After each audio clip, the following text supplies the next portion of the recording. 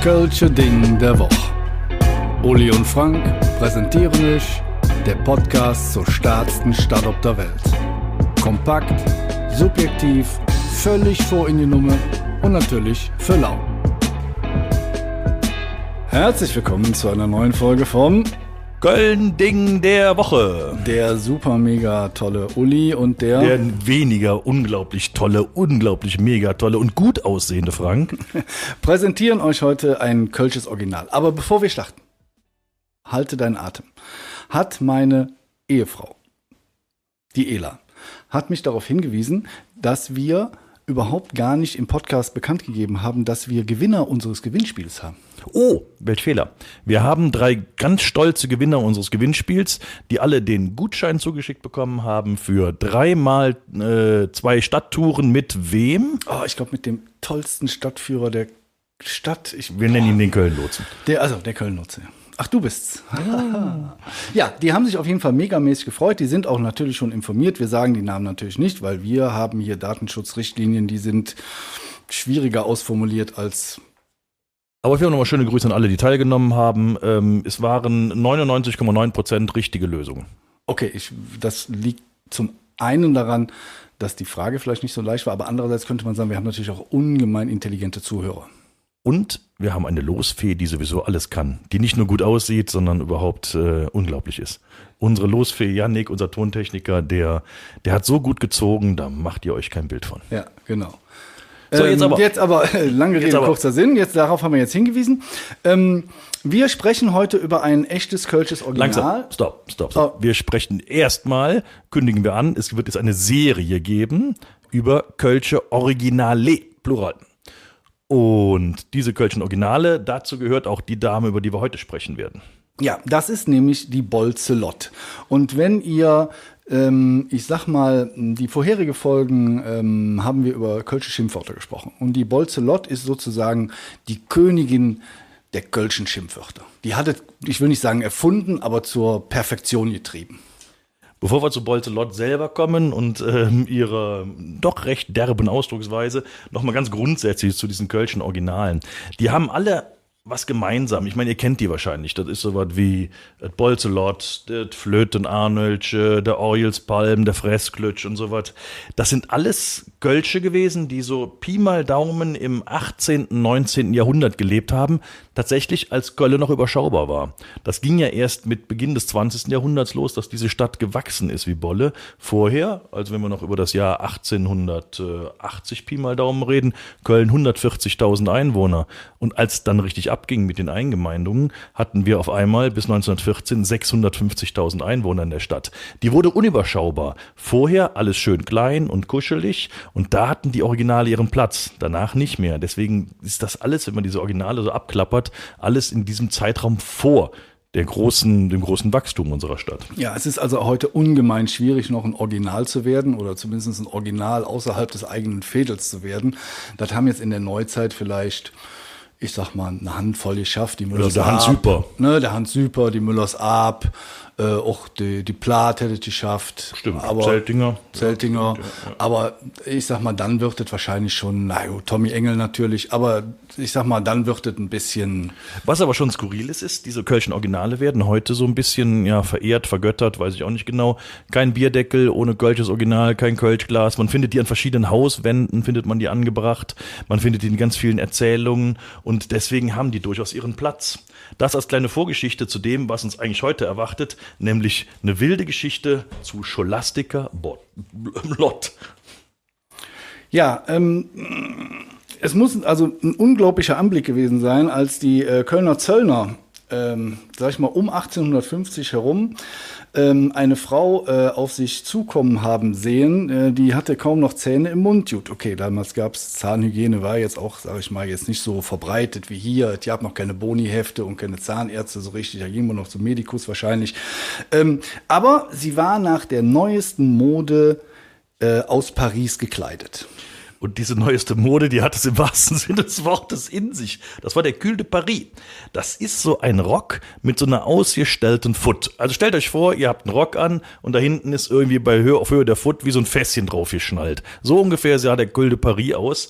Das war die neueste Mode damals und das war das große Glück für Bolzelot. Das zweite große Glück für sie war, dass 1856 in Köln die Mehl- und Fleischsteuer eingeführt worden ist. Das galt natürlich nicht außerhalb Kölns. Und die Schelsig war ke Kölle. Bis 1888, bis dann da drüben alles eingemeindet worden ist, war das nicht Kölle. Und deswegen konnte man drüben billig einkaufen und dann in das Hellier Kölle bringen. Ja, dann ist Bolzelot, hat quasi drüben billig ingekauft oder gefringst, also die Arbeit damals noch nicht, aber sag ich mal, sie ist irgendwie an irgendwelche Güter gekommen, die sie rüberbringen wollte und hat ihren ausladenden Reifrock, den man damals auch Königin-Hintern oder Watte-Hintern genannt hat, sag ich mal, ausgestopft mit den Sachen, die sie so geklaut hat. Das kennt man jetzt heute vielleicht. Hat man da vielleicht schon beim Film gesehen, wenn irgendwelche Frauen so tun, als wenn sie schwanger wären, dann machen sie da, was weiß ich, einen Schweinebauch rein oder wie auch immer. So, und dann ist die über diese Brücke gewatschelt und auf die Zöllner zu. Und was dann passierte, ich sag mal, war schon bemerkenswert. Die Bolzelot hatte halt dann tatsächlich unter diesem ausladenden Rock unter Umständen ein paar Kilo Mehl, mehrere Pfund Speck versteckt und ging dann auf die Zöllner zu und die wollten die Dame natürlich kontrollieren, um den Zoll einzutreiben. Aber das haben die natürlich nicht ohne Bolzelot, ohne die Rechnung mit Bolzelot gemacht, weil die war damit definitiv nicht einverstanden.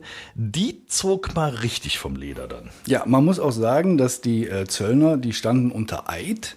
Das waren jetzt nicht alles irgendwelche hergelaufenen Jungs, die, sag ich mal, den Zugang zur Zülpicher Straße am 11.11. kontrollieren und dann für 5 Euro das Türchen aufmachen, sondern die haben ihren Job wirklich ernst genommen. Also die haben angefangen zu kontrollieren. Was geschah dann, lieber Uli? Ich will es nicht aussprechen. Ja, das Bolzelot hat die unflätig beschimpft, hätte gesagt, das wäre ein Fütsches Föhler. Ein wunderschönes Schimpfwort. Wer letztes Mal aufgepasst hat, weiß noch genau, was das ist. Also die würden ihr an die Foot gehen, an das Gesäß gehen und da muss es ziemlich rüde zur Sache gegangen sein. Das ging dann auch schon bis zu Handgreiflichkeiten. Diese Dame hat dann auch wirklich nichts gescheut, um ihrer Tätigkeit als Schmugglerin nachzugehen. Ja, zumal sie das auch sehr perfide bzw. klug eingefädelt hat. Also sie ist teilweise, hat sie nichts geschmuggelt und ist über die Brücke. Wenn sie dann kontrolliert wurde, hat sie ein riesen Theater gemacht. Dann waren die schon so ein bisschen verunsichert, weil die haben ja nichts gefunden. So, dann ist sie beim nächsten Mal mit was drüber, dann haben die ja nicht kontrolliert. Also sie hat sich da immer so ein bisschen, sie hat das schon sehr geschickt angestellt, muss man sagen. Jetzt muss man die Dame natürlich im Zuge ihrer Zeit sehen. Also hört jetzt alles so an, als wenn das irgendwie eine nur perfide Persönlichkeit gewesen wäre. Scholastica Botz wurde 1825 in Kölle, am 8. Dezember 1825 in Kölle geboren. Das war natürlich schon ein Kind ihrer Zeit und die hatte nicht das allerschönste Leben, muss man dazu sagen. Geboren in der wunderschönen Kotzgasse. Wo war das?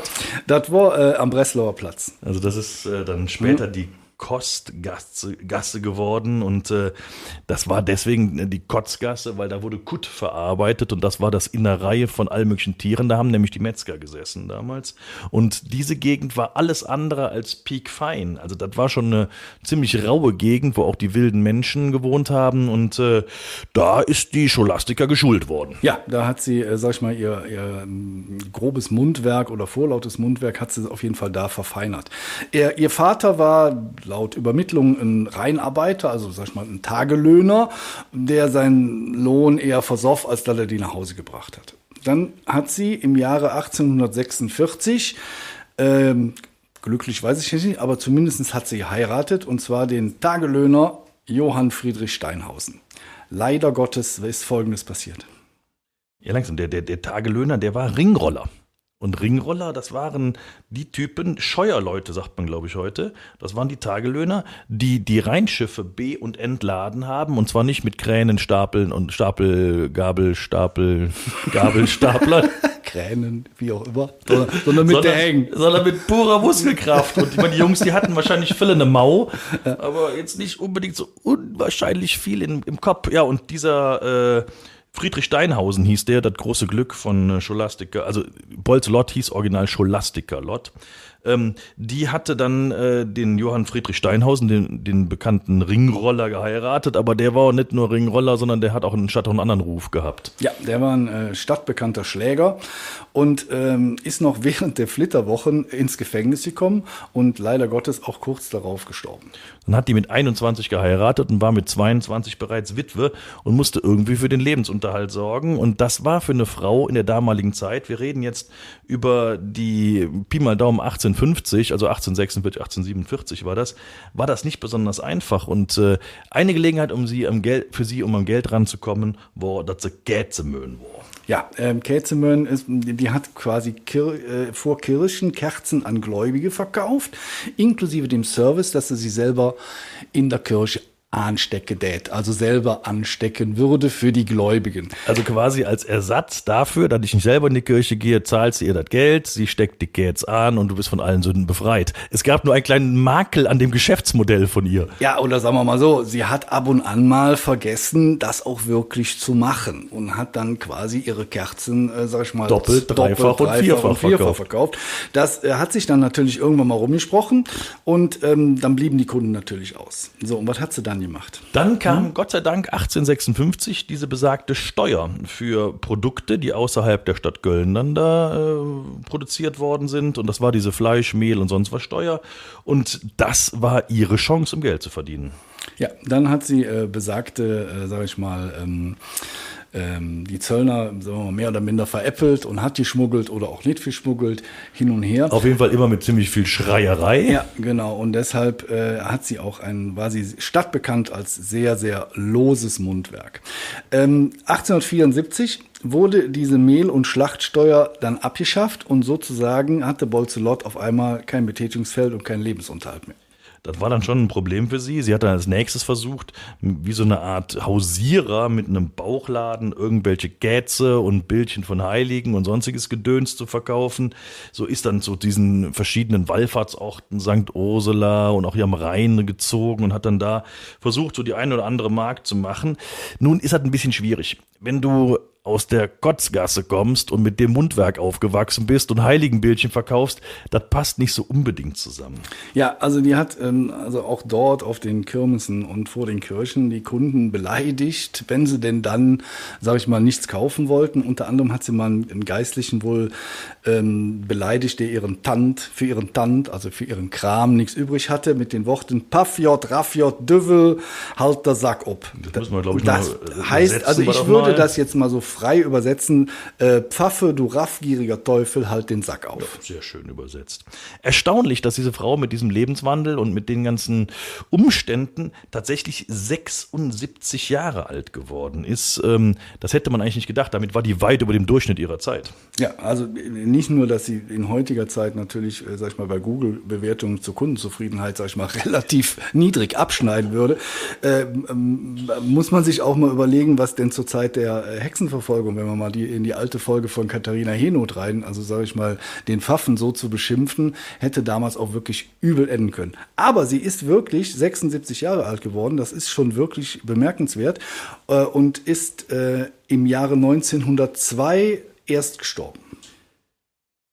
Trotzdem hat sie auch bis zum hohen Alter ihre Schnüss, also ihr loses Mundwerk beibehalten. Da gibt's die schöne Geschichte noch, dass da Kesselflicker unterwegs waren. Das waren die Typen, die halt irgendwelche Kessel gelötet haben, wenn die dann leck gegangen sind. Das waren auch nicht gerade Typen, die um die Worte verlegen waren.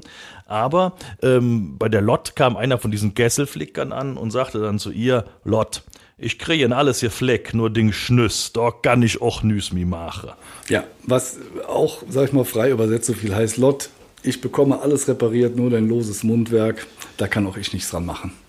Dann 1902 war es soweit, am 3. September 1902 ist Lott gestorben und es gibt ein wunderschönes Zitat von dem Arzt, der tatsächlich den Totenschein für sie ausgestellt hat, das war Josef Bayer und der hat gesagt, ob sie bis hart an der Pforte des Todes ihr wüstes Schimpfen fortgesetzt hat oder ob sie, als Freund Hein sie beim Schopfen nahm, zu guter Letzt doch noch Reu und Leid erweckte, ist nicht bekannt, denn man hat sie an den genannten Tagen entseelt im Bett gefunden.